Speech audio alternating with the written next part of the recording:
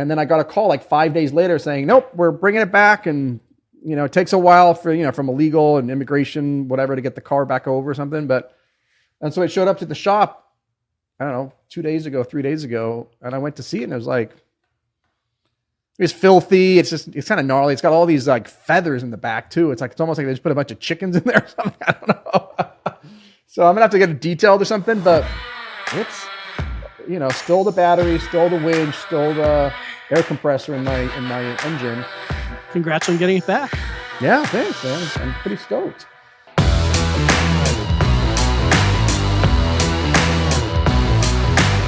Welcome to Drunk Real Estate. Grab a drink and enjoy the show.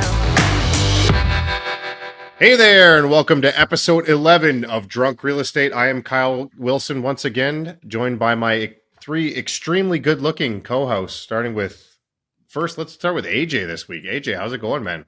Finally. Jesus, finally. Thank you. Look at that. So what am I drinking? That's what you're supposed to ask? No, I said, how's it going? Like, are you... Oh, it's good. I didn't hear you say anything. I'm like, I'm waiting for my cue, man. He's taking it back going first. Well, it's good-lookingness, I guess. Actually, that's what I'm going with. This is best looking to worst, right? Yeah. So how you doing? Doing good, man. What are you drinking today? So I am going with a Monster. I can't remember if I had this one or not, so I thought I'd try it out. Pipeline Punch. So try it. Nice. Mauricio, how's it going, man?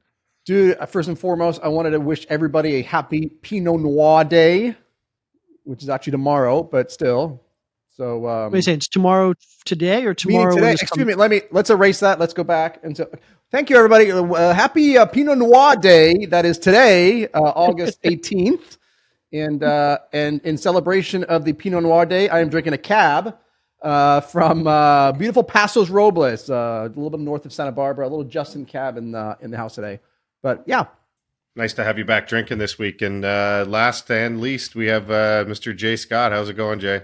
I'm doing great. Feeling a little bit like I'm in third place this week, but I'll take it. It's okay. I don't mind being in third place to these guys.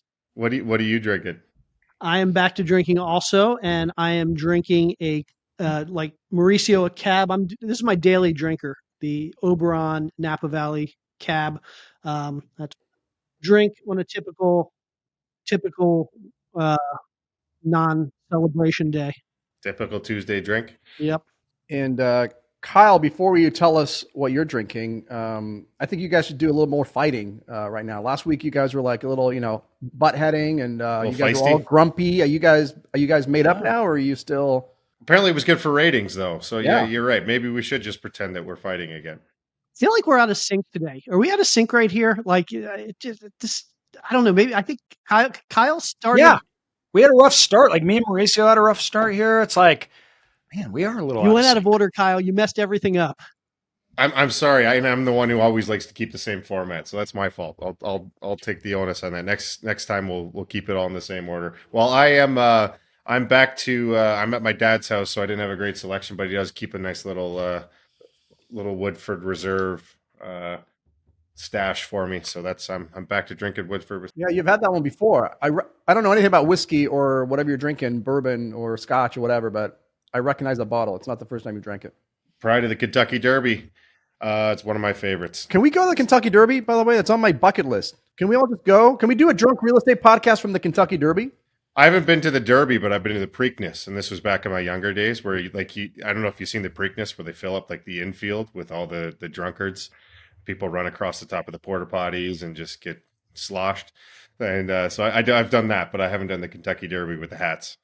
Dude, let's do the Kentucky Derby, and let's invite some of our drunk real estate. We often have one of our horses run on Preakness Day. I grew up literally like walking distance from Pimlico Racetrack where the Preakness is run, but we typically have horses that run on Preakness Day. So you guys want to go to Preakness, I can get an owner's box and some Kentucky Derby days, depending if we get lucky and have a horse that's running that day, we may be able to get a box there as well. So there you go. Mauricio, I feel like it's been holding out on us for all these years. And I got an owner's box at the Preakness. I'm like, dude, where have you been? I've been at the Preakness. I got 50-yard line owner's box tickets for Super Bowl every year. You guys want to come? There we go, and we'll do an episode live from the owner's box. Thanks, Jay. We appreciate that. All right, well, let's get into this because recently we talked quite a bit about a few syndications going badly, with potentially quite a few more on the horizon. We had CrowdStreet that we talked about with their investments and their missing funds. We had the Houston portfolio going into foreclosure. We had a couple other personal experiences of fraud and Ponzi schemes and stuff. And all investments have a certain level of risk involved when you're talking about especially private placements. But we also have to mention, no matter where the deal comes from, you should probably doing your own level of due diligence. With that being said, we thought we would do a little segment on doing due diligence on sponsors. And since we have a SEC attorney once again with us who sees quite a few sponsors, quite a few deals coming across, why don't we start with you, Mauricio? Yeah, we've seen a lot more people be a little bit more concerned about their investments. During the good times, when the good times fly, no matter what happens, people get their money. They don't really care. They just throw money around. But when times are a little tough, rightly so, LPs start worrying a little bit more about the security of their investment and where it's going and all that fun stuff. And I know, Jay, you threw out I think it was a Facebook post a week ago or something. It was kind of just alerting people that you'd encountered 3 or 4 basically fraud or Ponzi schemes over the last couple of weeks. And I don't know what that was, but I'll take it. But anyway, that kind of sparked the discussion. There was a lot of people that were chiming in there. And, I've been talking a little bit about this over the last couple of months, so I'm happy to talk about it here. I'll maybe get it started. But, people always ask, what should we be looking for if we're an LP and we're investing in deals? Like, what should we be looking for? What questions should we be asking? I know Jay's got a great resource where it's like, here are the 50 questions or 100 questions. I always like to back it up a little bit, and I always like to focus more on really the due diligence on the sponsor. I mean, we can talk about all the questions you should ask about the returns or what the property's doing, what the exit strategy is, what market is it in, all this stuff. But at the end of the day, if you're a limited partner, your number one goal should be to vet the sponsors. That's the number one due diligence thing that you should be doing. You should be figuring out, does this sponsor have the experience and the track record to actually pull off that pretty little business plan that they put together? Anybody can put together a nice little graphic business plan and throw up all kinds of numbers. The question is, can the sponsor execute? So really the only thing at the beginning that the LP should be doing is underwriting or doing the due diligence on the sponsor. And that means, like, not only do they have experience doing syndications or how long they've been in the business, but, even deeper than that, like, what's the level of experience that they have in this particular asset class, for example, or this particular market, right? Because you could be, look, AJ, we love all AJ's an expert in self-storage. If he suddenly came out and said, we're going to start investing in some,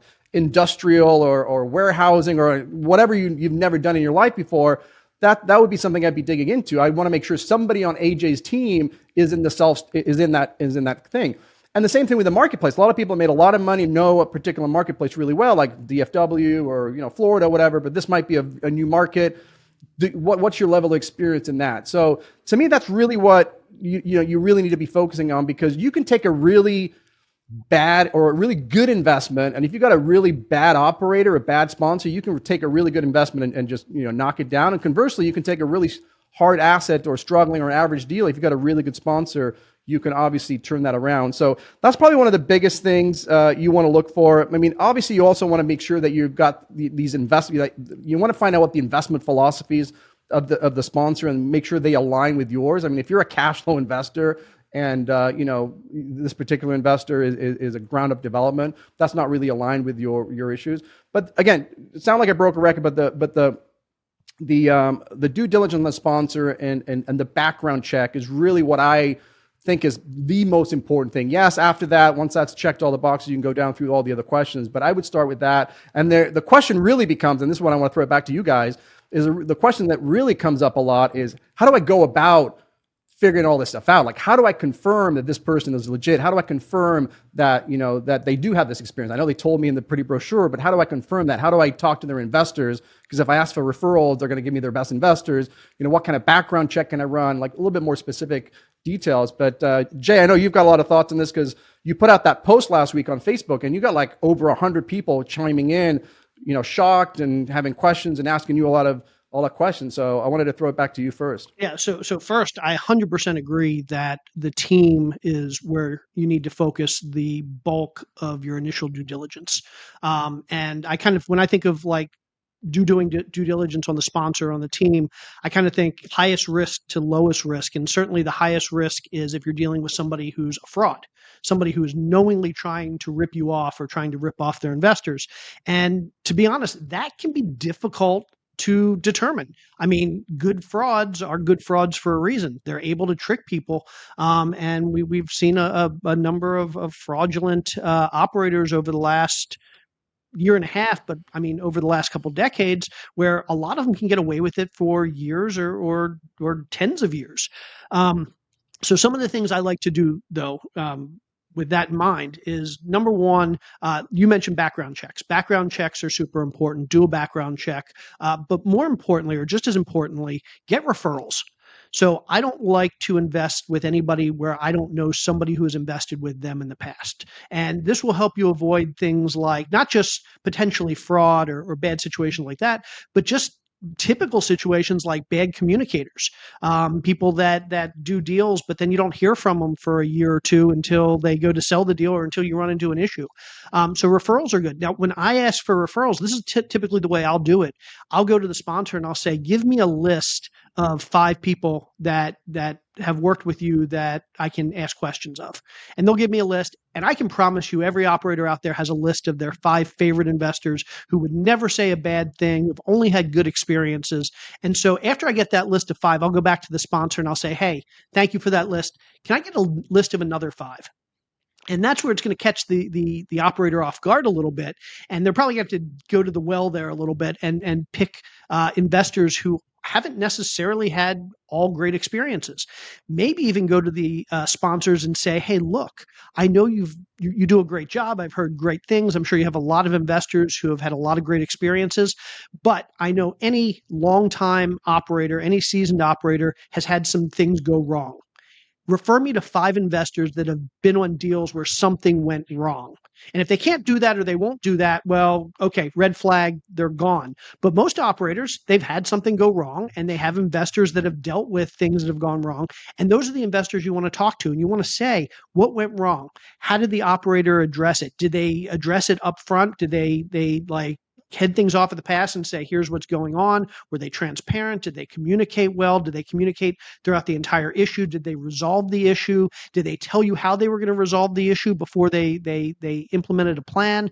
All of these things are a good indication of what you're going to run into when something goes wrong. And I promise you, you do enough of these deals, something's going to go wrong. So that's kind of the high level, like the worst stuff that you have. Jay, do you think it's worth using the power of social media also to kind of get names? Have you seen that strategy work where you're like, hey, anybody invested with Joe Blow, DM me, or is that another way that people can get names? Yeah, there are actually some limited partner groups out there. So some private groups that you can join. Some of them are paid, some of them are free. I don't want to pitch any right now, but there's one I'm involved in called Left Field Investors that I really like, and it's basically a group. But you don't want to pitch any of them. I don't want to pitch any of them. I have no relationship with them other than I'm a member of their group, and I really like it because I'm an LP also. I can't see. They have a bunch of forum groups dedicated to talking about sponsors. Because I'm a sponsor, they don't let me see those groups. So they could be talking about me in there. I have no idea. But I know within those groups, they have some really candid discussions about sponsors. So that's a great way of getting referrals from larger groups of people. Another thing you can do is jump onto the SEC website. They've got a search engine, and you can look and see if the group has actually filed their Form D. Basically, most of these Edgar, that's Edgar, EDGAR. Just Google SEC Edgar and the name of the issuer. Exactly. And so you can see if they've actually registered with the SEC. And any group that's doing a syndication that's soliciting investors or raising money, pooled money, has to file this Form D, or they have to register with the SEC. And this Edgar database is going to have that information. And so if you can't find it, go to the sponsor and say, hey, show me where you filed your Form D for this offering, so I can see that at least you took the steps to be compliant with the SEC. So that's the team. And we could talk all about more stuff you can do with the team, but that's only one piece of it. Once you're comfortable with the team, as far as I'm concerned, there are 3 other pieces of due diligence that you should be doing. Number 1, location. So a lot of locations these days have issues. So things like weather risks, things like governmental and regulation risks, places that are passing rent control, or places that have laws or rules around evictions and things like that, tenant friendly versus landlord friendly states. Development risk. So there could be areas where it can be really difficult to get permits, or it can be very difficult to get approval to do additional building or build outs. So location is number two, kind of the place I look at for risks. Number three is the property itself. So has the operator actually done inspections? Have they already completed their due diligence? I know a lot of operators will start raising money before they complete due diligence, but I'm of the mind that I want to see, or I want to hear about the due diligence and the inspections that the operator's done before I turn my money in. Neighborhood and crime rates, so around the property and on the property.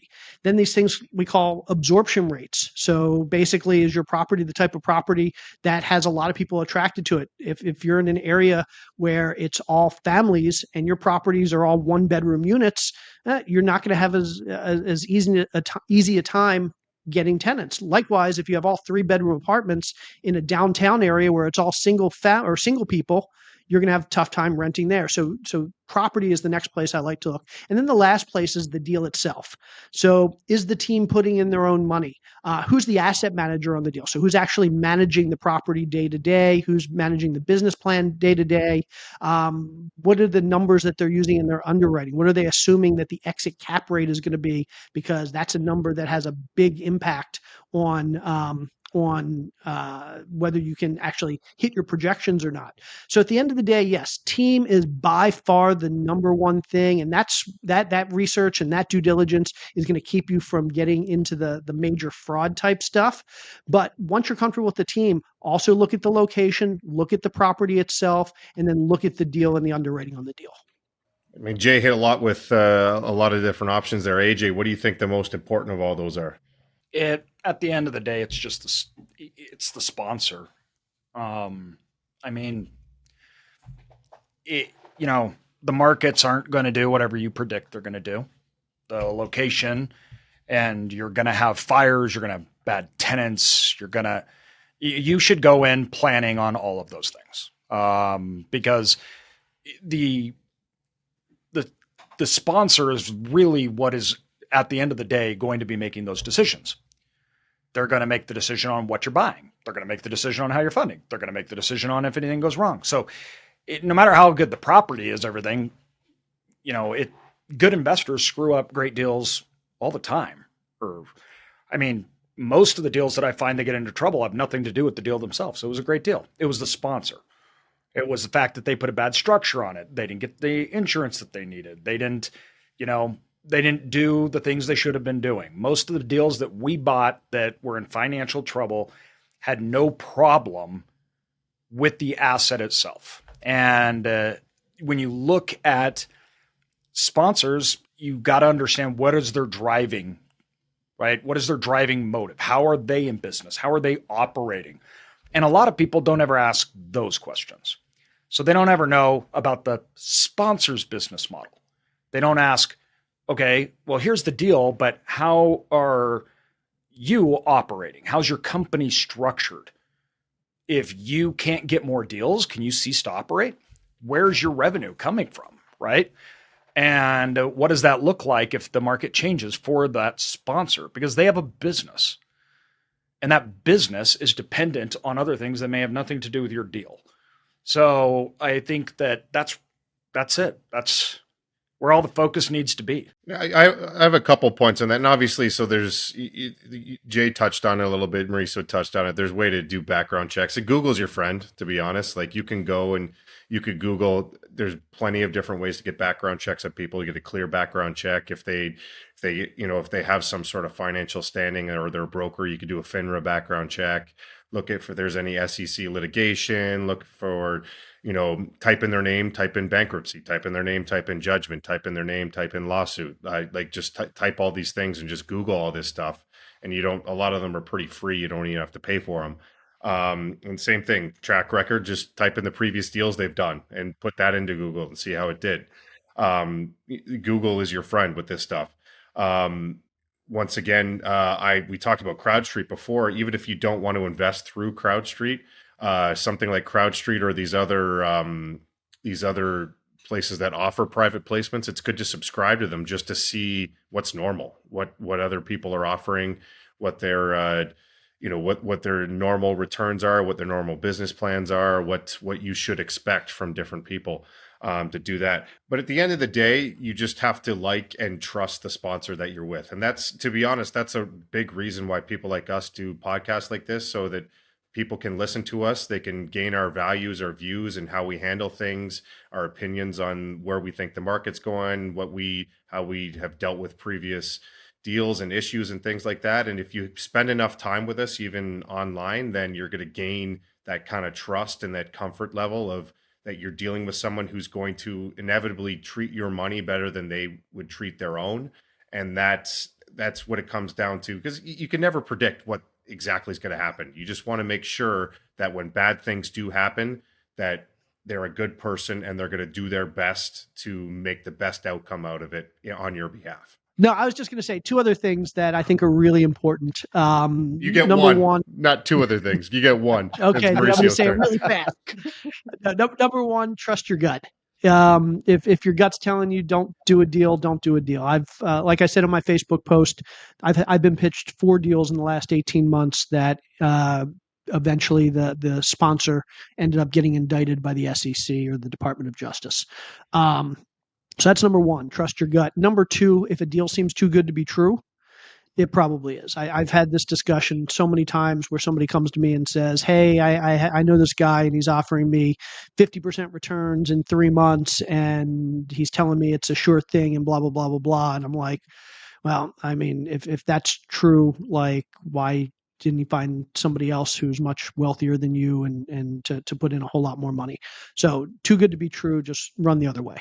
Yeah, I agree with that. I mean, I just recently lost about 7 figures based on that comment about not, it was too good to be true, but you get so enamored with the returns that you just kind of everything else becomes foggy. So something AJ said that I think is important, I wanted to highlight is that, at the end of the day, everybody gets fixated on the property level. And yeah, I get it. The property is obviously important. You want to look at the numbers, you want to look at that stuff. But honestly, the property is kind of the last thing on that hierarchy that's the most interchangeable. Like I always talk about, and I got this from my good buddy and mentor, Robert Helms over at the Real Estate Guys.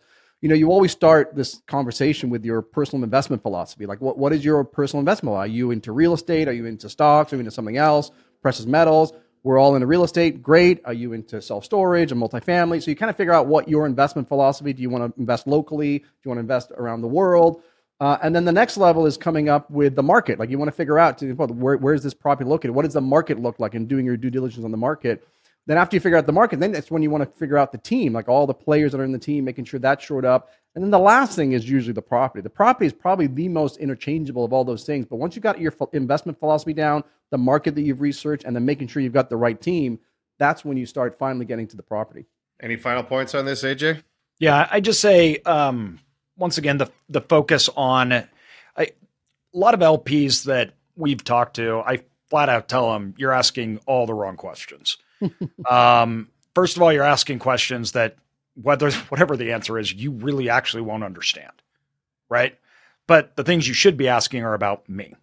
You should be asking uncomfortable things about me. You should be asking about my business. You should be asking about payroll, how I'm funded. You should be asking about what happens if my property stopped performing, where are my fees coming in that will allow me to actually manage this property? And if I'm not able to, what happens then? And often it comes around to saying, well, your fee against this person's fee, or some weird thing on very small incremental stuff that without understanding what it's going towards, or not only the fee, what it's going towards, the lack thereof. And people got to understand that property is operating and performing because of everything that's backing it, right? All the team and all the resources that go to make sure that's performing at its top notch. I mean, everything, especially obviously in my industry, it's heavy operations, revenue management, ads, where are you placing? How are you ranking? Customer acquisitions? Like there is a whole business model that has to go to perform. And that's the question that like people don't ask a lot about. Yeah. And that is going to, every property will perform different, predicated by the person that's standing behind that property. And what happens? And what happens if AJ dies? What if AJ's not around? Like who's gonna be his successor? Is there somebody else on the team? What happens when you get hit by a bus, right? Who's taking over? Who's next in line? What do you have insurance on you, right? Like how are these things going to work? Those are the questions that you should ask. And I think a lot of LPs, once again, they focus on the property because it's real estate investing. So it's all about, well, what's your debt leverage and why are you doing that? Or little incremental things that actually don't make a huge impact at all. Fair enough. And just for the record, AJ, if you die and you want me to step in and take over your whole portfolio, I volunteer. I'll do it. I'd like everyone to be reassured that won't happen. So fair enough. All right, let's change this up and do a more of a broader economic topic. Why don't we? Because so this is a bit off the wall from what we usually talk about, but the issue of corporate buybacks became a bit of a high topic back in the great financial crisis when major companies, financial companies, were asking for bailouts because they were basically undercapitalized. But then it turns out many of them had used their cash reserves to just buy back their own stock, and that's why they didn't have any reserves. So it happened again during COVID, actually. So you had the likes of Boeing and Hilton. They were asking for bailouts, and just 6 months before that, they had spent all their money on doing corporate buybacks as well. But despite all this, buybacks are pretty prevalent and become pretty normalized in this modern day, and so prevalent that the SEC had to make a few new rules. And the Inflation Reduction Act, we had a little portion in there about taxing corporate buybacks, but currently, for the first time in decades, corporate buybacks are decreasing. So Jay, what's going on currently with this sector, and could this potentially have broader impacts on the economy or maybe even inflation? Yeah, I think it will have an impact on inflation, but let's step back a little bit. So what is a corporate buyback? Basically, a corporate buyback is just a public company. So think of big company, Google or Microsoft or whatever, taking some of the cash that they have, and instead of investing that cash in building more factories or buying more inventory or doing more research, they take that money and they go out onto the stock market and they buy back a bunch of their own stock. They take a bunch of their stock from public to private. So there's less stock outstanding because they've bought a bunch of it back. And the result there is typically that the stock price goes up because the value of the company has stayed the same, but there's fewer shares outstanding on the market. So the share price goes up. And so basically about a decade ago, two things happened. One, American companies started moving a lot of their manufacturing overseas. They started buying a lot of crap from China, from Taiwan, from Japan, from other places that were able to basically make widgets really cheaply because their labor costs were really low. And then this led to companies, because they didn't have to build these factories and these plants and buy all these raw materials and do all this research here. This led to a lot of companies that had a whole bunch of extra cash on hand starting back in like 2012, 2013, and they didn't know what to do with this cash. And so what they started doing was they started doing these corporate buybacks. They would take all this cash, they would buy their stock back. And like I said, it's kind of this financial engineering of their growth by buying back the stock. The stock started going through the roof. So that was the number one result of all these corporate stock buybacks. But number two, from 2012 to 2020, or even 2010 to 2020, when we were seeing all these corporate buybacks and stock prices were going through the roof, we were seeing very low inflation. And I know that surprised a lot of people that we didn't see a lot of inflation after 2008, when we were literally putting trillions of dollars, $6, $7, $8 trillion into the economy. We're doing that now, and we're seeing tremendous inflation. After 2008, we did that. We didn't see much inflation at all. Part of the reason was because businesses were taking all their money. They were offshoring their manufacturing. They were spending their money on stock buybacks. And because they were getting stuff so cheap overseas, they weren't spending all this money on domestic growth and building more factories and plants and research. And so prices of stuff weren't going up. businesses were able to keep prices down. And so thanks to all this offshoring, we saw inflation stay pretty low. And thanks to the extra cash that businesses used to buy back their stock, we saw stock prices going through the roof. And so that was basically the story of the stock market in companies from 2010 to 2020. Low inflation, high stock prices. Then we get to today. And when I say today, I mean the last year or two or three. And what we're seeing is it's starting to get really expensive to offshore manufacturing. Basically, Chinese and Taiwanese labor prices are going through the roof. In fact, I was reading an article the other day that said basically young people in China don't want to work in factories, and they're willing to be unemployed to avoid working in factories. The youth unemployment rate in China right now is over 20%. And so what we're seeing is now China, just like most of the rest of the world, including the US, they're starting to have to pay higher wages in order for people to work in factories and produce these widgets. And so no longer is it cost efficient for US companies to just offshore all their manufacturing. And like Kyle said, thanks to the Inflation Reduction Act, which changed some economic policy in the U.S., it's now less advantageous for companies to be doing stock buybacks. And so what we're seeing is a lot of U.S. companies are now taking all this money that they were spending on corporate buybacks, and they're now using it to actually grow their businesses the way they were doing before 2010. They're actually doing what businesses are supposed to do. They're building more factories and buying more inventory and doing more research. Now, the problem with that, though, is that because they're spending all this money to grow their companies, what do they do what do companies do when they have to spend a lot of money? They pass that cost on to consumers. And so my expectation is, because we're moving away from offshoring, because we're moving more towards domestic growth through traditional capital spend, over the next 5 to 10 years, I think we're going to start to see companies have to raise their prices to justify those increased expenditures and investments into their own domestic growth. And I think over the next 5 to 10 years, we're going to see higher prices of products, and we're going to see higher inflation because of it. And so that's kind of my thesis and my concern about what's going on right now.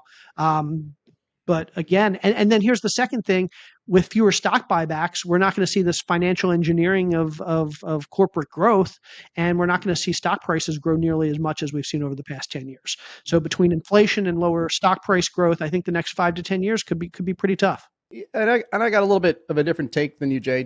Well, first of all, I have to, because I try and basically take whatever you say and disagree with it. But no, in general, like, there's nothing inherently wrong with corporate buybacks, stock buybacks, right? So a stock buyback is just a tool that corporations use. Like when corporations have excess cash, right, and they want to distribute that cash to their shareholders, there's two ways or two mechanisms. And to their executives. I'm sorry? And to their executives. But when they want to distribute cash to their shareholder, if you're like Warren Buffett, for example, you have Berkshire Hathaway, you're sitting on $1 bazillion of cash, and you want to get that cash back into the hands of your shareholders, there's two ways to do it. Number one is you just write a check and you give it to your shareholders, and that's just in the form of a dividend, right? That's one way you just get money into their pocket. The other way is by buying back shares. When you buy back shares, then the investors, they have more ownership percentage in the company, and therefore their company becomes more valuable, their price per earnings go up, and though their share value goes up, which is a benefit to the shareholders. A lot of shareholders actually like that or prefer that because they don't get taxed on that. You send them a dividend, they got to pay, capital gains tax on that. With this one, there's really no tax. So it's just a tool. Those are the two mechanisms by which corporations pass on their profits to their shareholders. Now, what I don't like, and what you mentioned, which is a great word, which is financial engineering, is what I think was happening more. And I had a huge issue between, I think you mentioned 2010 and 2020, is that when interest rates were they were giving away free money, what companies were doing was financially engineering stock prices by borrowing money at like 0% or 0.5% or 2%, whatever Tesla could get. And they were using that money to buy back shares to goose up the price per earnings in the shares. That is, again, using a tool for more nefarious purposes. But I think it's more of the easy money that allowed companies to do that. Instead of actually giving and distributing money from their profit. You could go even farther there. I think it's even more nefarious than that. Like, you would have, like, literally, it would come up to the end of the corner, and all of these companies have target earnings per share. So they would literally just go and they would buy back their shares because there's less shares, and then their earnings per share would all of a sudden hit their targets. And everyone's like, oh, we hit our targets, and that's perfect. And to the point that also Like there's kind of an investigation right now and one of the things with the whole the SEC made new rules on this where they basically have to report every single time they're doing share buybacks now. They have to report like what's the reason. They have to justify it. They have to say, and all of these executives. That's a bunch of BS, by the way. I know it's not. It's not though. Like because literally what was happening is executives would go out and buy more shares of their company and then do a share buyback and then get the temporary boost. But it's literally like insider trading on your own company. Like you can't. No, but that's all public. That's all public record. You can find that if you're investing in a company, you can find through the financials. You can find out if that company's doing that. So if you don't agree with that, then don't buy it. Like we don't need the government to step in and do that for you. Yeah, tell the government that you can't buy to own shares of your company. Guess what? If you buy them and then the debt goes up, you fail. So no, but like to all of a sudden go out and buy a bunch of your own shares because you know your company is about to do a share buyback, so that all of a sudden you could just cash in on the temporary boost of a share buyback. You don't think there's anything wrong with that? If it's publicly available information. No, that's public. I can do that too. If I can't do it, then it's wrong. See, that's the problem. No, but you don't know that they're about to do a share buyback. The point was executives would go in their personal name and they would buy their own company stock right before the company is about to do a share buyback. So that's a different issue. That's insider trading. Like obviously, if you're an executive, exactly, that's what I'm saying. Gotcha. That's different. That's a different issue. That's already illegal. Right, but that's one of the reasons that the SEC is now requiring all of this reporting in regards to that, because it was coming out that executives were doing this. But you already have laws on the books that prohibit that. You're not allowed to trade on insider information. So if you're buying back your shares because you have insider information because you were in the board meeting and know that they're going to buy back, then that's breaking the rules already. That's 100% illegal. Yeah, but here's where it doesn't. Here's where it's not illegal and it's just as bad. I was talking about the fact that stock buybacks spiked 2012, 13, 13. They were giving away free money. They were giving away free money. But what else tended to change in the corporate world around 2012, 13, and 14? Executive salaries. So a lot of executives went from cash compensation to equity and stock compensation around that same time. And so all these executives decided that I don't need as much money. I don't need $500,000 or $1 million salary. Steve Jobs, I'll take $1 salary. How are they getting paid? They were getting paid in stock. And then they were going out and they were doing these stock buybacks and they were engineering their own wealth generation. 100%. 100%. But what's wrong with that? If it's a private company, if you want to go do that, then you as a shareholder, if you're not a shareholder, don't buy the company. They aren't private companies, though. They're public companies, though. Exactly. What's wrong with it? Because as long as you get the same thing, all the shareholders like that. You may not think it's right. I don't like it. I think that's bad management, but I don't care. Why would we be able to? Why would anyone say, listen, I don't want you to change the supply and demand of your shares? Because you can do that in multiple ways, just not buybacks. And also, too, you can say, I believe that my company is so undervalued right now that the actual best ROI on my capital is to buy shares, and that's where we should put it, because we're not going to get as high as a ROI elsewhere. Now it's going to make my shares go up. That's actually the only point of the CEO, is to drive the value of the shares. Now you may argue how it's done, things like that, and I agree. First of all, I'm saying the practice of buybacks, most of the time I completely disagree with on a financial basis. I think it erodes away your future value for temporary thing, but that you should be able to make bad decisions in business. I just came up with a conspiracy theory, though. One of the reasons why governments may want to regulate that is, again, when you pass that profit onto your shareholders in the form of a dividend, there's a tax. When you pass that value on the shareholder via a stock buyback, there's no tax. Or the fact that they're going to have to bail them out because they don't have any reserves because they've had to do that historically. Like, it's one thing if it's Apple, who is just a war chest of capital, and they could just, okay, we literally. But now you're picking and choosing.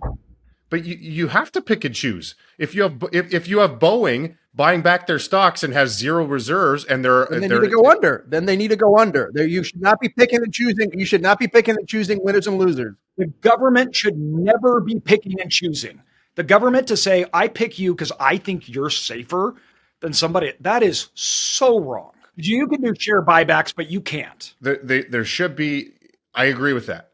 But at some point, you should be able to say, okay, if you're a public company, then there should be some sort of restrictions at what point you could do share buybacks. If you're basically Why? you can't you're saying you should be able to borrow money and buy back your own shares. And what about banks? Can banks do it?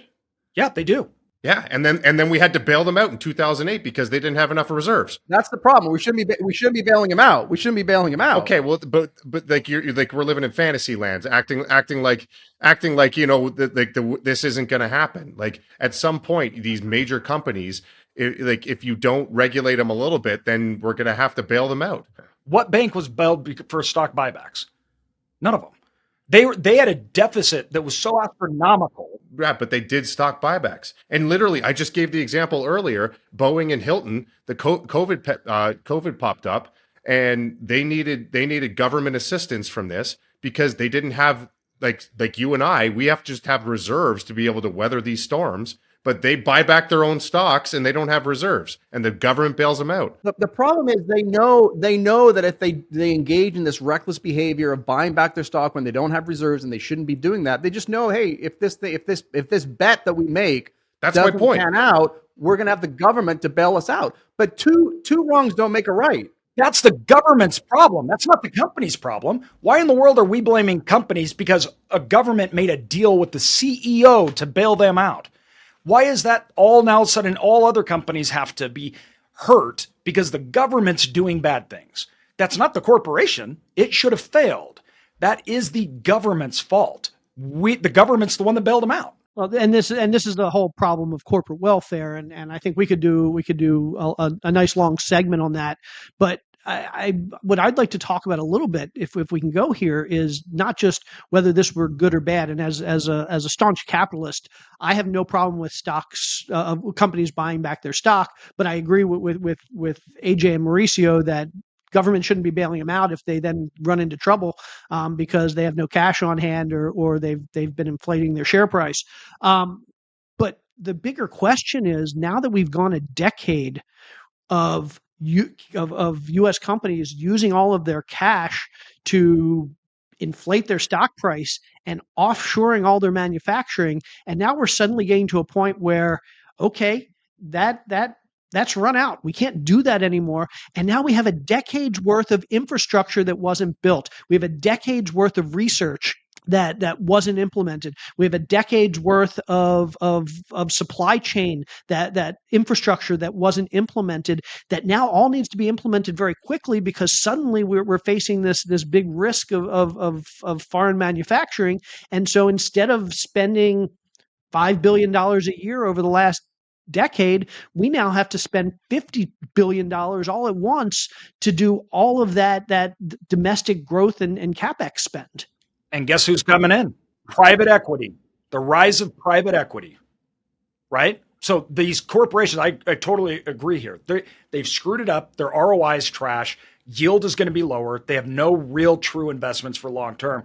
And so what's happening now is as their yield drops, all of a sudden you're having private equity come in and they're taking mid-sized companies, they're packaging them up, they're injecting just billions and billions of dollars in capital into markets as far as innovation, everything. Why? Because those big old companies will end up buying them, right? But that's, I think, one of the major reasons. You're exactly right. Private equity has gotten so big because it is that injection in capital in a place where, and two, most of these companies like Apple or Google, they don't invent anything anymore. They're too big. They just buy. They just buy everybody up. Which is a better use of their capital. That's the point. They should be buying these companies instead of just buying back their own stocks. But why do you say that? Why should you tell somebody that I want to give this excess? We have excess cash sitting in our bank account.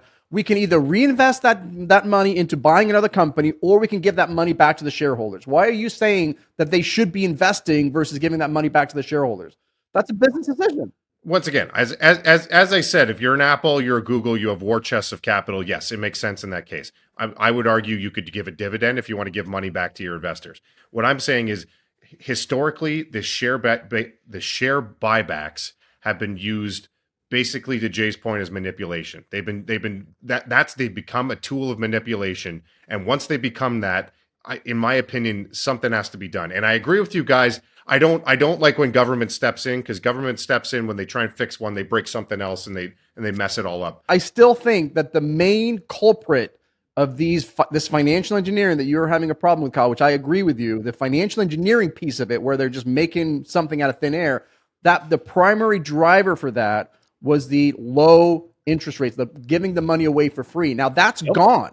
And so Jay's point, I'd almost like to make the same conclusion as Jay, just a different angle, which means now that we're at 5.25%, 5.5%, companies can't borrow money in order to buy back the shares. So they're not going to be able to buy back their shares, meaning they're not going to be able to goose their returns, which means ultimately the stock market is going to run out of steam, because the floor that they previously had, which was the buybacks, isn't there anymore. But that was just one instance of it happened. It happened during Trump's tax reform too. Trump did this tax reform where it's like, hey, we're gonna allow these companies to grow so much by we're gonna give them these tax breaks to allow them to invest in R&D and invest in all this stuff. And what they do, they just took that money and bought back their own shares. So like whenever they get the opportunity, they're just going to buy back their own shares, because that just boosts their to all these different reasons, just to manipulate their stock and get prices. the executives back. To Jay's point, for the executive pay, which is a big incentive. I agree with that. Which then shareholders need to not say, okay, you're right, Kyle, if you don't want to do that, don't invest in companies that do that. But here's the problem. When we say we're manipulating financial returns, you just described the economy. Every time you leverage money, Kyle, you are taking on risk at somebody else's expense to juice your returns. Every time. So to say that they can't do it with their own money, but you can do it with somebody else's money, that if that bank, that if all your stuff goes on, somebody else has to take the risk. And we're talking public versus private too, though. Like in my opinion, it's two different things. You do syndications. You sell securities. And that's a private syndication. It's literally a private placement. Let me throw out an analogy. We're real estate people. Imagine we buy an apartment complex, and imagine that we take the money that we're generating from renting out our apartment complex, we take our net operating income, and instead of distributing it to shareholders, or here's a better analogy, instead of using that money to renovate our units, we take that money and we use it to rent units of our own property at higher rates, so that our NOI is going up, and then we distribute that money to our investors. So we're making more money for the company, but the money we're making is coming from our own pockets instead of renovating units. That's essentially what these companies are doing. They're taking the cash on hand, and instead of spending that money on growth, they're spending that money on... No, that's not the right analogy. No, that's not the right analogy. The right analogy is that you have distributions to your investors at the end of each quarter, and instead of distributing that money to your investors, you decide to buy out one of the investors who's unhappy and they want out for the 50 grand. So you use that money to buy them out, which increases all of your investors' membership percentage in the syndication, and therefore their value goes up, and they're going to start getting more distributions in the future. It's an investment for your investors. You're right. That's a better analogy. I can't argue. Yeah, well, but in that analogy, it also is every time the share goes down, the GP sponsors get paid more, though.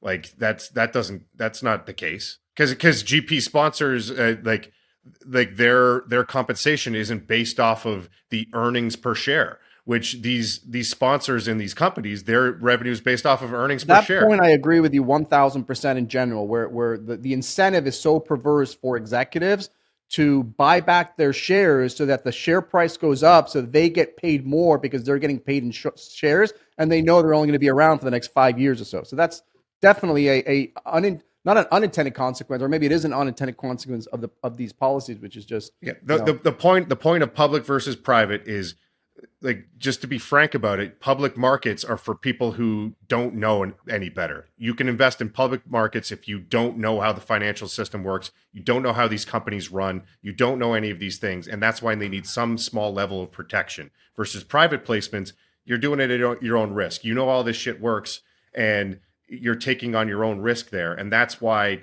the SEC stepped in on this one, and they said, okay, you have to do more disclosures over this. You have to be a little bit more frank about the reason that you're doing these buybacks, and you have to disclose who's benefiting from it, where these all coming from, so that public people do have access to that knowledge. All right, I'm done. I'm done. Let's move on. All right, yeah, we'll give AJ his red meat here anyway, because we're moving on to seller financing. So get back to a little bit of real estate talk.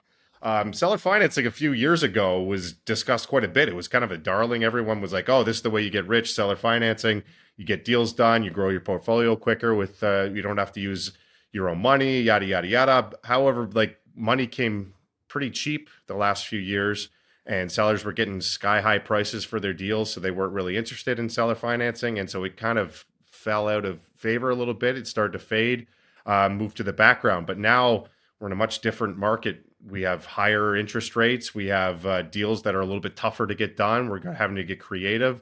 So I know AJ, you use seller financing. So are you seeing it like making a bit of a resurgence now in this market? Yeah, it's way back. I mean, seller financing is going to follow your overall ability to get debt.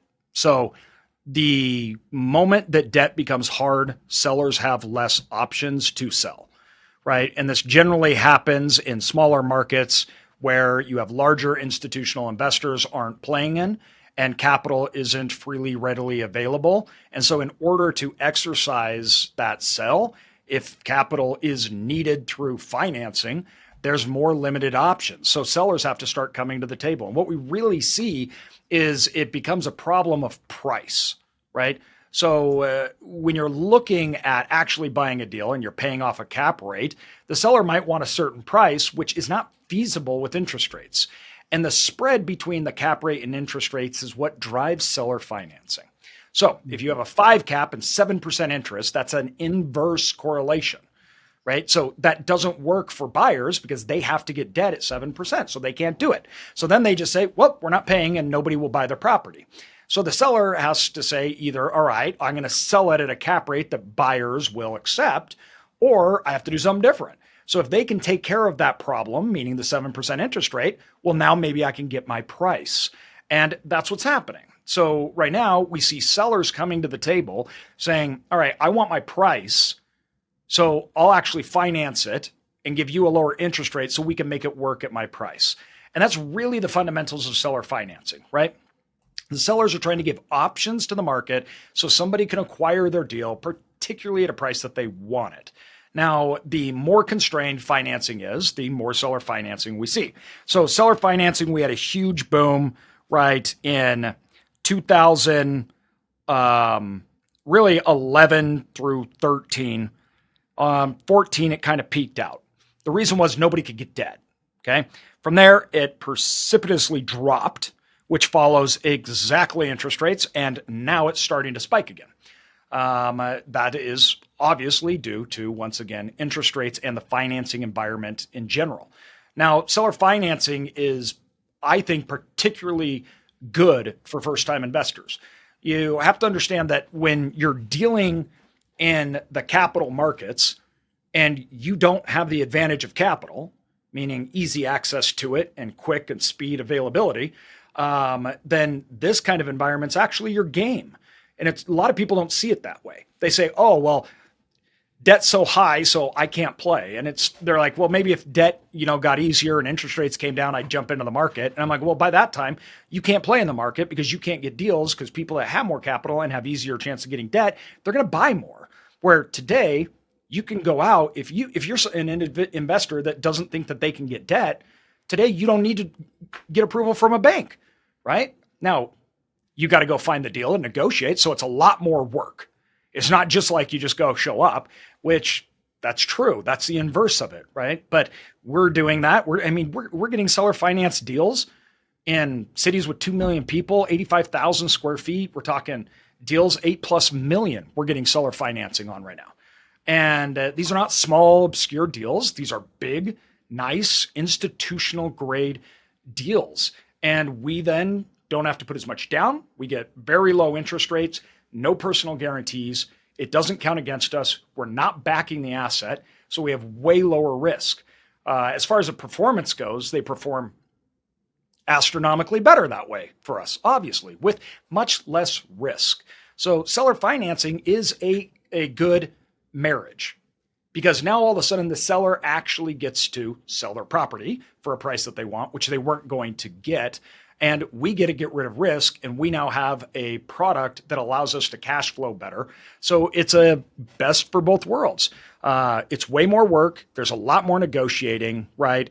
And a lot of deals. I mean, this isn't through the main channels. So AJ, walk us through this a little bit, because the thing with seller financing that is the bit of the stigma is seller financing only happens on small deals where it's a property is owned outright by someone who's owned it for decades and they don't have any debt on it. So, it's kind of this unicorn, and it doesn't happen in larger deals. But you're mentioning that these are institutional grade, larger deals.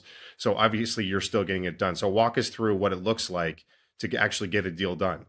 So we have a bunch, but the latest one we just did was 8.4 million, over 80,000 net rentable square feet. It was a major metropolitan area. Once again, 2 million plus people. We worked with the seller for a long time, 7 months. Okay.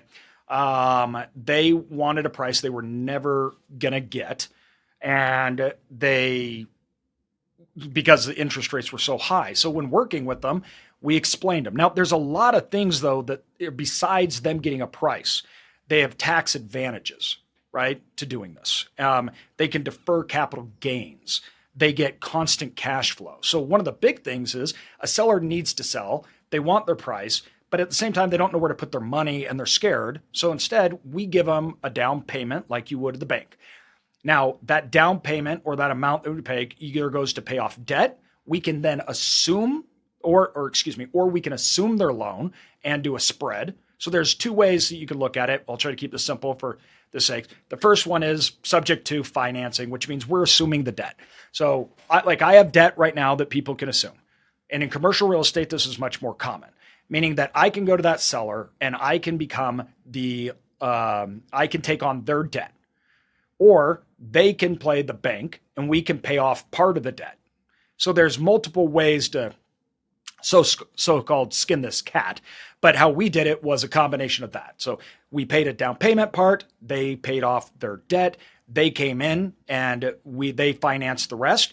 We gave them a set payment because they had enough money that they got out. They could pay off their house, do everything else they wanted, right? And they had cash. And then they had payments, but the debt was still there.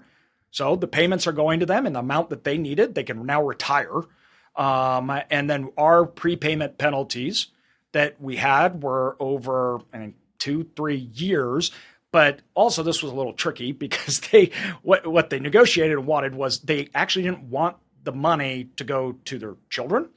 They were worried about that. So we actually had to figure out a way to negotiate that the money would go to somewhere else and give it to their kids, but on set payments instead of lump sums. So there was all these things these sellers wanted to do, and we had to work around that. But at the end of the day, we own the property. They're now our bank, right? But the property is backing it, not us personally. We don't personally guarantee it. So if we defaulted, they would get the property back, right?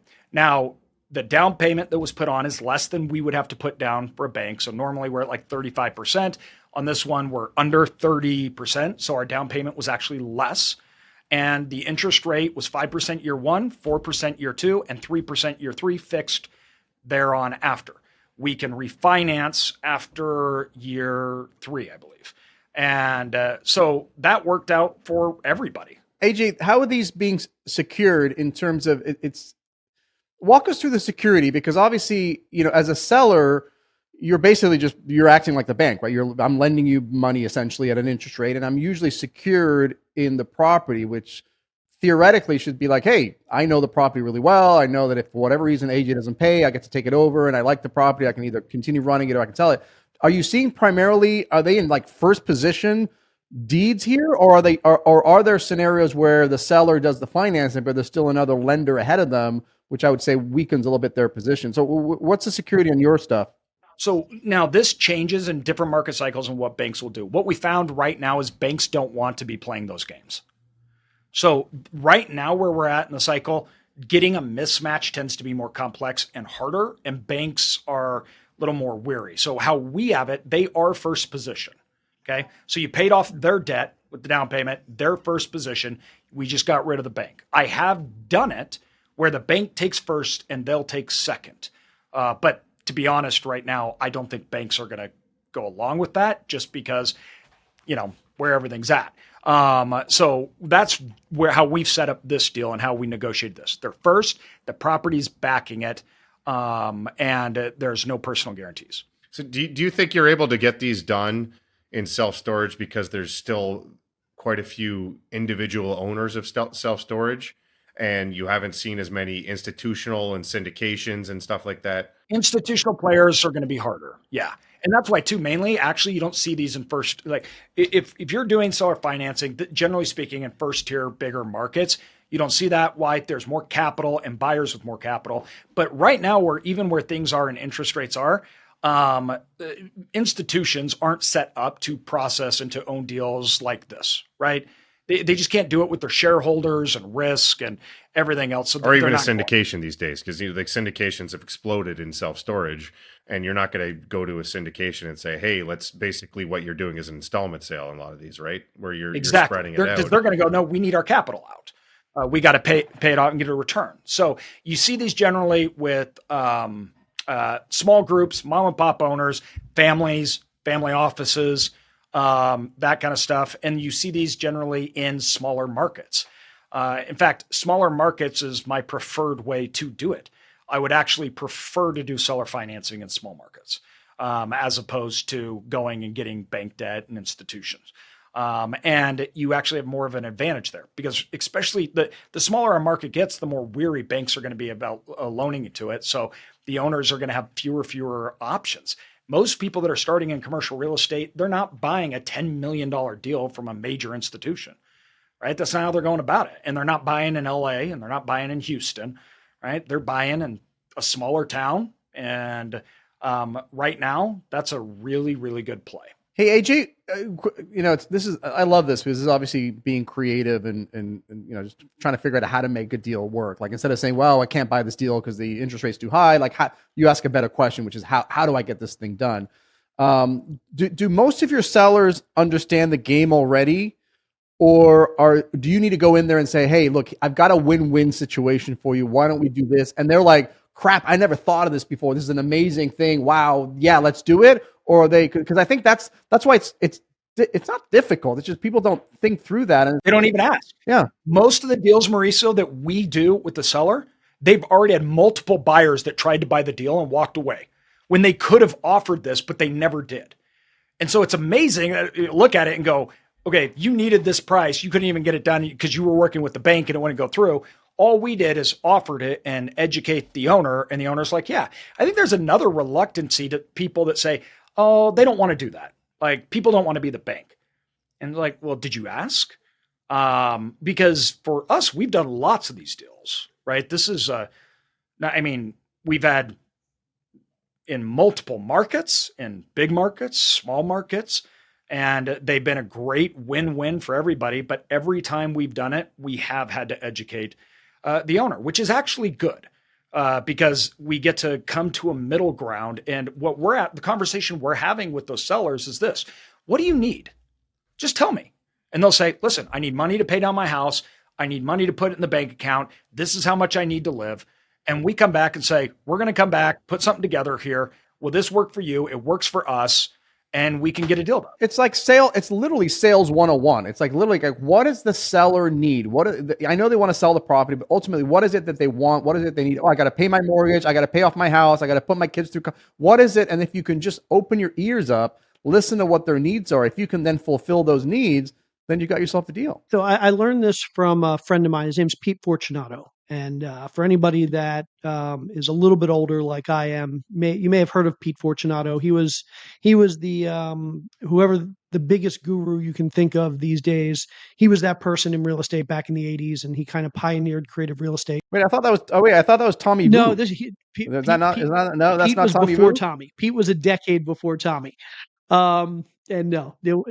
Hey, by the way, if you've heard of Tommy Vu, let's put that in the comments. You're a loser, baby. Exactly. You're a loser. I've heard of Pete Fortunato, put it in the comments because I'm still friends with Pete, and Pete will get a kick out of it. But Pete always said that the magic phrase when you want to approach seller financing or any creative type deal is you go to the seller and you just ask him the simple question, I'm going to pay you X dollars for this property. What are you going to do with that money? What are you going to do with that money? And then you offer them something better. If they say, I don't know, I'm going to put it in the bank. Okay, well, what's the bank offering you? Oh, the bank's offering you 3%. What if I can give you 8%? Oh, okay, well, I was going to take it. I was going to buy another single family rental. Oh, really? What's the interest rate you're going to get on your mortgage for that single family rental? Great. And what's the cash on cash return you're going to get? Oh, you're going to pay 8% and you're going to get a 5% cash on cash return. What if I can pay you 9%? Oh, I was going to use that money to do X, Y, Z, whatever it is. Well, what if I gave you this? Doesn't that sound better? And if you can tell them, Or I was going to pay a bunch of taxes on the capital gain. exactly, I'm going to pay taxes, I'm going to take the other 60% or 80% and do something. Well, let me give you a better idea. And so literally ask, what are you planning to do with the money? And then say, hey, I've got a way you can make even more money than what you were planning to do. And a lot of times that's the best way to open the door. If they have no idea what seller financing is, then it's like, oh, really? You can get me 8% of my money? Tell me how this works. Yeah, my only concern with all this, and I alluded to at the beginning, and might be a little bit slower with self-storage because multifamily took off a little bit quicker, but we're seeing fewer and fewer properties that have been held that long period of time by single operator owners. And every one of these deals that we see these days, even if they're quote unquote off market, like they've turned around a couple times. Now it's a syndicate that's owning it. Now it's an institution that's owning it. And just those opportunities for properties that are owned by somebody who has one decision maker, the money's going one place. It just seems to be getting fewer and fewer. And that's family. But again, I think a lot of our listeners are probably doing smaller stuff. They might be doing single family or duplexes or fourplexes. Here's an important stat. As of 2 years ago, and I haven't seen data any more recent than this, but as of 2021, 42% of all single family homes were owned free and clear. Like literally 42% of owners don't have a mortgage and can do any type of seller financing they want. And then there are a whole lot of owners out there that have very low loan to value mortgages. They might owe 30% or 40% or 50%.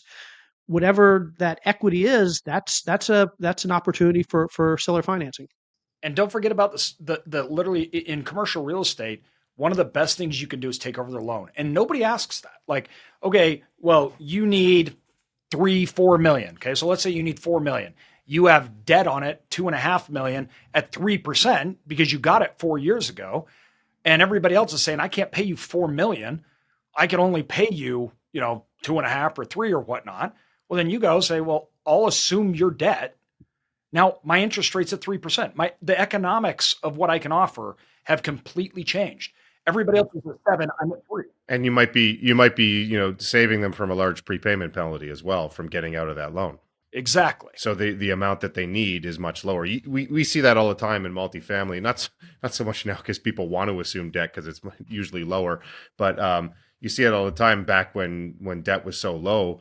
You could say, okay, we'll sell you the property for 33 million, or if you assume our debt, we'll sell it to you for 31, because they don't have that prepayment penalty on top of it. So there's a lot of different ways to offer seller financing, and it seems like it's still available for lots of different options. So should we move on here and get to our top 10?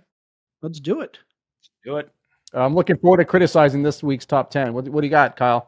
So since we talked about this, about vetting sponsors and issues, I thought I'd go through the top 10 biggest financial frauds in the past 25 years. I'm not going to go through all top 10 because that would take too long, but I'll say the number 10 list starts with Theranos. Everyone heard of it, where they lost $600 million. Everyone probably saw that documentary with Elizabeth Holmes, and that's just wrapping up right now. So that's top of mind. So we'll go through the top 5. So does anyone want to take a guess on either in the number 1 or some in the top 5? Bernie Madoff. Bernie Madoff. Number 2, Bernie Madoff, $65 billion. Number 1, Sam Freed. So are you talking about? Allegedly, AJ, allegedly. That's number 5. He only lost $7 billion. So what's the Enron? Is that between Enron's got to be up there? Enron's number 1, $74 billion. And then the other two a little bit more so obscure. So number 3 was the WorldCom, and then number 4 was actually Waste Management. Their whole debacle. So Waste Management was $6 billion. That was higher on the list though than FTX at 7 because it was in 97. I think one of the biggest frauds that isn't usually talked about is the dollar value of Napa cabs over $20 is just obscene. Like there's way too many Napa cabs that are overvalued, overpriced. That's one of the biggest frauds. I don't know if that gets up to the 74 billion of Enron, but you're right. It should be somewhere on that Prices list. they're charging, it's getting close. I want to give a quick shout out though to Charles Ponzi though. He was in 1920. He did 15 million, but if you extrapolated that to today's dollars, that's about 240 million. So shout out for him. He got a whole industry named after him. It's probably a lot more, and we're going to talk about that next week when we talk about inflation and precious metals. Ooh, preview. Oh, a little teaser to that. All right, quick little game, a little bit off the wall here. Hypothetical scenario. Let's say you were to meet your wife or significant other, your spouse, their family for the first time at a party, and you were given control of the music, and you had to pick what was the first song to play at that party. Everyone was staring at you. What song would you pick? Mauricio, what are you going to go with? Well, why am I put on the spot here? I wanted to say the Sir Mix-a-Lot. I like big butts, but that's not really my thing. So I probably wouldn't pick that song. Anyone got one? Jay, you got one? I mean, my goal would be to make my in-laws as uncomfortable as possible. Not when you first met them, though. There's no way when you first met them. That's a good point. You want to, Barry Manilow. You want to be, Air Supply. Yeah, exactly. Beethoven. I'm gonna do a Mozart Piano Concerto No. 7. Set the tone for the party. This is a really weird question, Kyle. Weird question. That's a good question. Like, what's your go-to? Kyle, do you have some wounds that you want to walk through and talk through with your? No, first, I just wanted to give some people some insight in the type of music you guys listen to, what your tastes are. Get to know the people behind the podcast. That is not what you asked. Yeah, I asked what's your song? What's the song that you would put on to impress anybody at a party? And you guys are thinking way too much of it. Pick a song. So there's a difference between what I would put on to impress somebody and what I like listening to. Fine. What would be the first song you played? You guys are impossible. No, I definitely go with Rush. Tom Sawyer. That's a good pick. I don't know why you didn't just throw that out right off the bat. Because if I'm meeting my in-laws for the first time, they're not going to like that. Maybe they would. Why not? Everyone likes Rush. Sit amongst 4 guys. AJ, what's your go-to song right now at a party? Then we'll switch it up. Now I'm drawing a blank on Sturgill Simpson. I don't know. What's a party? I don't think I've been to a party in. This is a party. This is the extent of your party. This is it. This is, by the way, this is the highlight of my week. Oh, I appreciate that, man. Let's be clear. I just finished my bottle. You didn't drink that whole bottle. All right, Kyle, what are you playing? I actually have 3 options. First of all, my first go-to would probably be "Wake Me Up" by Avicii. Everyone loves that. Crosses genres, and you have that sentimental value. I've never heard it before. Can you sing it? Because I've never heard it. I'd like to hear Kyle sing the song. I'm not singing because you guys are going to clip it and you're going to use it, and I'm not. I don't even know what. I honestly don't know what that song is. But if you don't want to sing it, that's fine. Another pick that I picked right now is pretty popular is "Fast Car" by Luke Combs.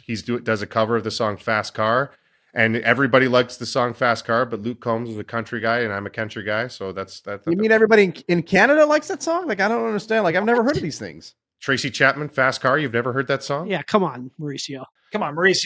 Wait, no. I'm not going to put up with that. And Luke Combs does an excellent cover of it right now, so it's and so I thought that would be a great one to put on. But win for Kyle. I'm on with that one. Thank you. All right, well, let's move on to plugs. I know I heard before that Jay might have a little list for people, a little teaser if they're looking to vet sponsors. You want to plug that as a giveaway? Yeah.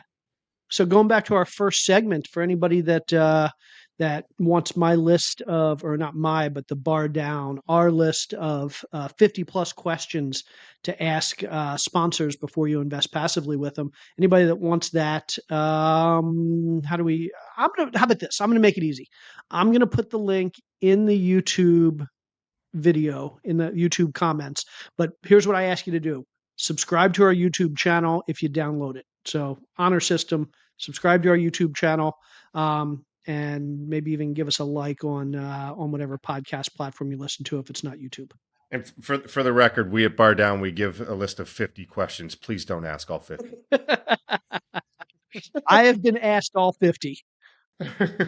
Mauricio, I didn't. Don't you have something that you could give away too? The I similar. do. I actually have I was joking with Jay. Mine's only 10, but mine's not just a list of questions. Mine actually does a deep dive in all 10 and gives a background and everything. So, and I'm not going to give it away for free. If you want to drop a comment, like, and subscribe, and I will definitely DM you on that. But make sure you drop a comment. Top 10 questions to ask sponsors from an actual SEC attorney who has done more syndications than everybody here combined. And just to be clear, you're going to give it away for free, but not free. Like they need to actually comment. They can't just download it. Yeah, it's not free. Monetarily, it's free, but they got to actually add value to the podcast and smash that subscribe button. You know what, Jay? I'll add one. They got to hit the notification button. I don't even know what that means. Ooh. Well, even better. How about if you comment which one you like better between Jay's and Mauricio? We'll get a little poll going on maybe we can put a link. Let's do this. Let's put a link in the comments with a poll of which one's better, and then we could talk next week who won. If we were real influencers, we'd have a $10,000 bet on this. Isn't that what all the influencers do? They do their $10,000 bet. Dude, I'm up against the BiggerPockets OG. I don't stand a chance. Okay, come on. AJ, you got anything you want to plug? Yeah, I'll one up you guys. Share it. So hit the share button and tag me in it on Instagram if you're there, so I can see it. AJ, when are you getting your next fossil? That's what I think everybody wants to know. There is a raptor egg nest right now that my guys got, and I've been eyeing it. So it's is that why you're taking 2 weeks off? You're doing like you're going fossil on hunt. An expedition to find fossils. He's on a due diligence trip. That's right. By the way, who should we replace you with, AJ? I don't know. We want to leave that to the users or to the listeners too. Yeah, I'm going to be gone. That's a great point, Kyle. AJ is going to be out for 1 week, and we need a guest host. If you have a suggestion for a guest host, please drop it in the comments. We'll definitely take that in consideration because the names I've already heard names being floated around, and I'm not impressed. So if you want to drop a comment of who you would like AJ replace for a week, let us know. Right. You guys decide. All right. Well, I don't know about you guys, but my drink is gone. I got to go hit the head. What did we decide? Next Tuesday? Tuesday. So I will see you next Tuesday. See you guys. See ya.